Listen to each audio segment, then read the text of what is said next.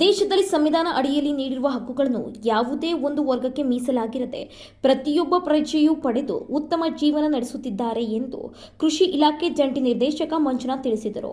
ಚಳ್ಳಕೆರೆ ನಗರದ ಚಳ್ಳಕೆರೆಮ್ಮ ದೇವಾಲಯದ ಮುಂದೆ ಜಿಲ್ಲಾಡಳಿತ, ಜಿಲ್ಲಾ ಪಂಚಾಯಿತಿ, ತಾಲೂಕು ಆಡಳಿತ, ತಾಲೂಕು ಪಂಚಾಯಿತಿ, ಸಮಾಜ ಕಲ್ಯಾಣ ಇಲಾಖೆ ಆಶ್ರಯದಲ್ಲಿ ಸಂವಿಧಾನ ಜಾಗೃತಿ ಜಾಥಾ ಕಾರ್ಯಕ್ರಮದಲ್ಲಿ ಮಾತನಾಡಿದ ಅವರು, ಗ್ರಾಮೀಣ ಜನರಿಗೂ ಹಾಗೂ ಶಾಲಾ ವಿದ್ಯಾರ್ಥಿಗಳಿಗೂ ಸಂವಿಧಾನದ ಆಶಯ ಹಾಗೂ ಧ್ಯೇಯವನ್ನು ತಿಳಿಸುವ ನಿಟ್ಟಿನಲ್ಲಿ ಈ ಜಾಥಾ ನಡೆಸಲಾಗುತ್ತಿದೆ. ಸಂವಿಧಾನದ ಎಲ್ಲಾ ವರ್ಗದವರಿಗೂ ಸಮಾನತೆ ನೀಡಿ ವಿಶ್ವವೇ ಮೆಚ್ಚುವಂತಹ ಸಂವಿಧಾನ ಎನಿಸಿಕೊಂಡಿದೆ ಎಂದರು.